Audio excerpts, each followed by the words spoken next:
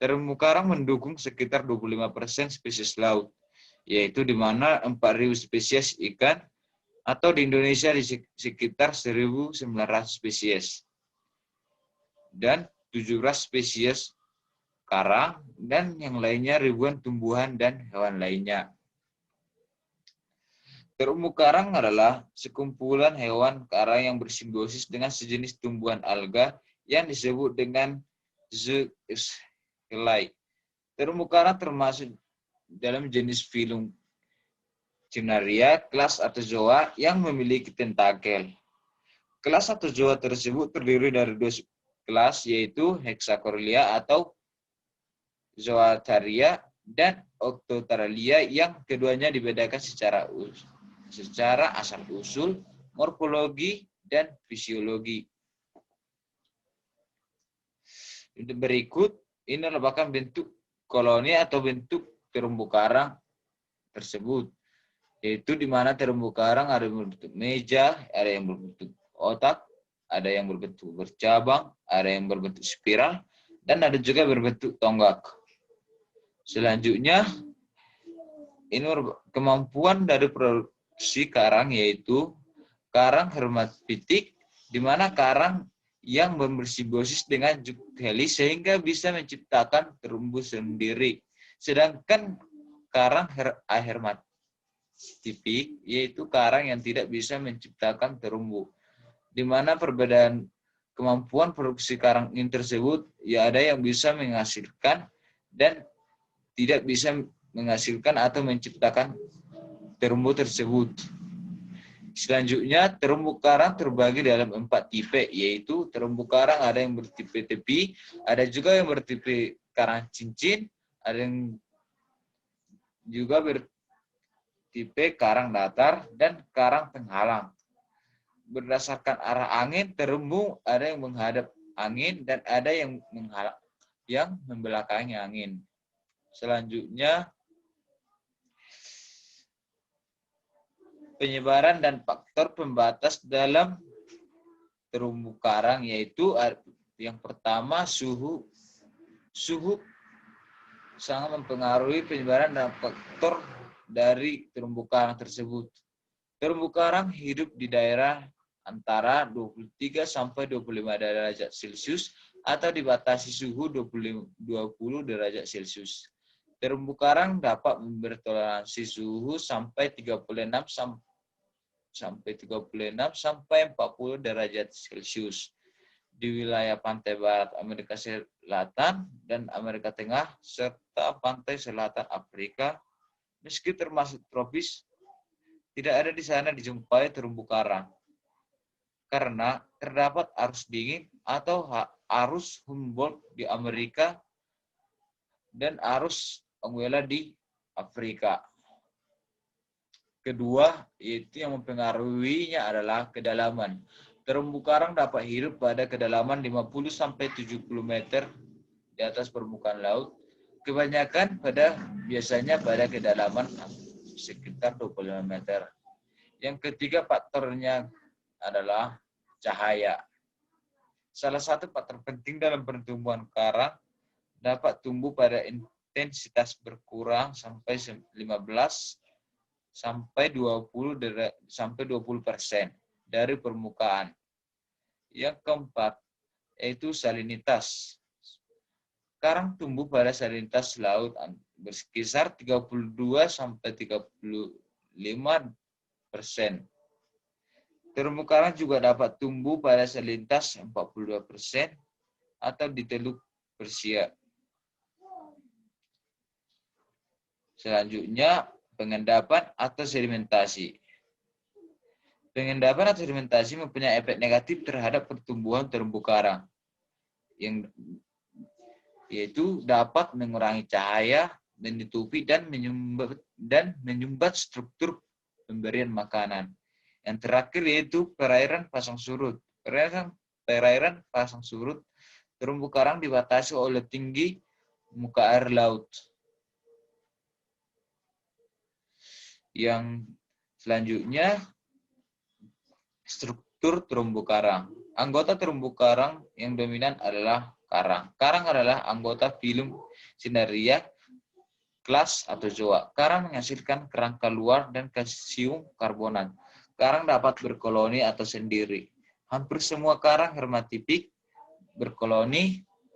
Tiap mangkok atau kalorit mempunyai beberapa septa yang tajam dan membentuk daun yang keluar dari dasar. Lapisan epidermis, gastrodermis, mesoglea memiliki nematokis untuk menangkap makanan berupa plankton. Simbiotik Joctale atau Dinoflagellata ditemukan pada lapisan gastrodermis. Selanjutnya tipe terumbu karang, yaitu tipe yang pertama yaitu atol, di mana atol berbentuk cincin jauh dari daratan melingkari goba. Yang kedua tipe terumbu penghalang. Tipe terumbu penghalang yaitu berdekatan dengan daratan. Contohnya Great dibatasi yang jarak lebih jauh dan laut lebih dalam. Yang ketiga, tipenya merupakan terumbu tepi yang berdekatan dengan daratan, dibatasi jarak lebih pendek dan laut lebih dangkal. Dan selanjutnya ini merupakan rantai makanan terumbu karang, yaitu di mana produser sebagai fitoplankton, zooplankton, rumput laut, dan alga merah. Dan sebagai konsumer tingkat pertama, yaitu zooplankton larva invertebrata, yang Bivalves, Castopus, Tunicitas, Pons, ikan kecil, dan landak laut. Yang dimana konsumen ketiga tingkat 2 yaitu moluska, crustea, tigris, lobster, dan shrimp. Dan konsumen tingkat ketiga yaitu ikan hiu dan ikan-ikan karnivora.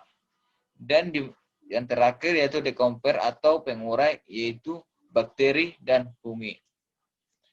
Jenis hewan yang ada di sekitar terumbu karang tersebut yaitu adanya seperti clam, chiton, whelk,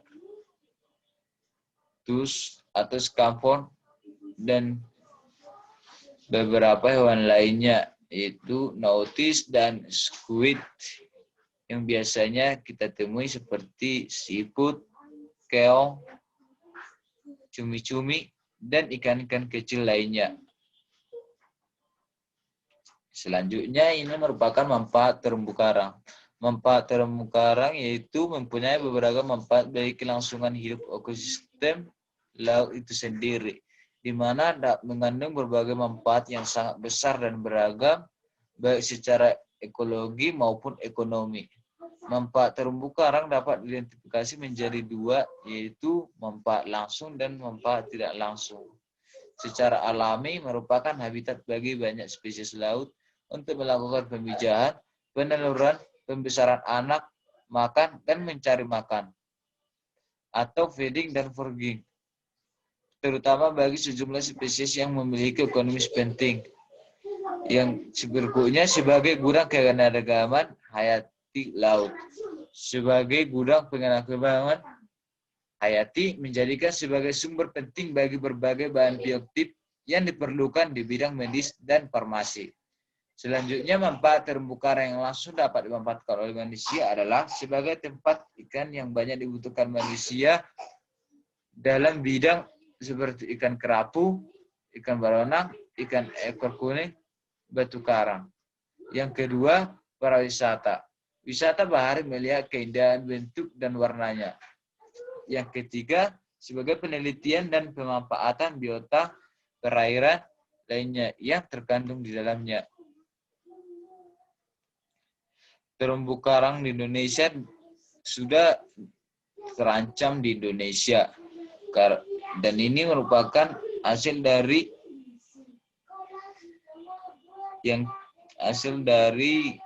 yang saya dapat sekarang adalah terumbu karang di Indonesia yang sudah terancam. Faktornya, ancamannya yaitu adanya karena pengoboman, pembangunan yang buruk, reklamasi, dan pencemaran. Dan ini merupakan rangkaian kegiatan manusia yang menjadi ancaman bagi terumbu karang. Karena adanya pembangunan pabrik minyak dan sampah yang menumpuk dan pembuangan sampah langsung ke laut tersebut. Dan ini merupakan bentuk karang yang pertama adalah karang hidup, habitat yang kerabangan ikan, dan kerang mati. Dan ini merupakan yang kedua adalah gambar karang yang sudah mati. Dan itulah yang saya bisa jelaskan tentang ekosistem karang. Jika ada kata-kata saya yang salah, mohon dimaafkan. Dan inilah hasil yang bisa saya sampaikan tentang ekosistem. Terima kasih.